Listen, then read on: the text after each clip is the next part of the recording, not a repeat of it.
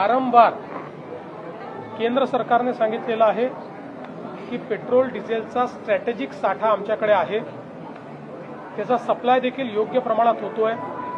पण विनाकारण जेव्हा पॅनिक तयार होतो आणि पॅनिक तयार झाल्यानंतर आपलं सप्लाय चेन कशी असते, आपली supply chain he over the years he evolve झालेली सप्लाय चेन असते।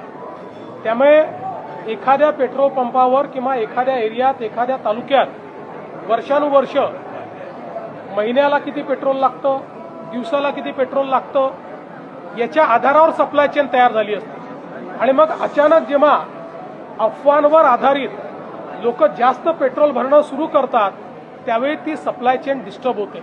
याचा अर्थ साठा कमी असं नाहीये, तर अशा प्रकारच्या पॅनिकने उदाहरणादाखल आपल्याला माहिती आहे की एखाद्या बँकेमध्ये जर लोकांनी एकाच दिवशी पैसे काढणं सुरू केलं तर ती बँक पैसे देऊ शकत नाही, कारण त्यांचे पैसे डिप्लॉयड असतात। तशीच परिस्थिती आहे।